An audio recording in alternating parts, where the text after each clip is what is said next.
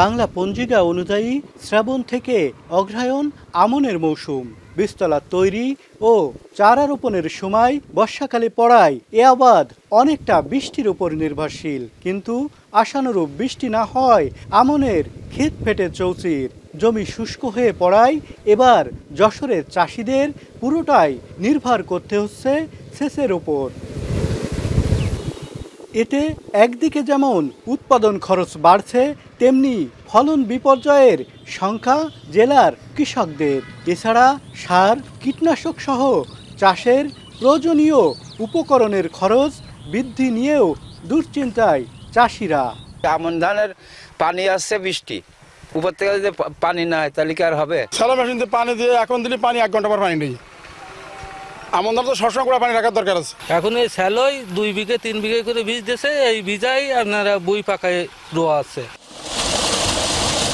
যশোর জেলাতে কৃষি জমিতে সেচের জন্য বিদ্যুৎ ও ডিজেল চালিত মিলিয়ে 1,65,667টি সেচ পাম্প আছে।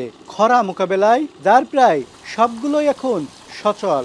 বৃষ্টি না হয় এসব সেচ পাম্পের মাধ্যমে 1 বিঘা জমিতে পানি দিতে কমপক্ষে 2,000 টাকা বাড়তি খরচ করতে হচ্ছে। ফলে চলতি আমনের মৌসুমে 10,39,720 বিঘা জমিতে সেচ বাবদ কৃষকদের অতিরিক্ত খরচ হবে প্রায় 208 কোটি টাকা।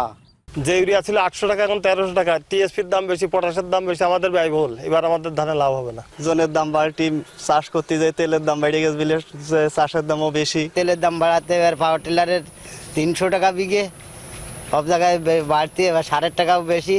প্রয়োজনীয় বৃষ্টিপাত না হওয়ার কারণ হিসাবে জলবায়ু পরিবর্তনকে দায়ী করছেন কৃষি বিভাগ। পানির ঘাটতি মেটাতে সম্পূরক সেচের পরামর্শ কৃষি সম্প্রসারণ অধিদপ্তরের।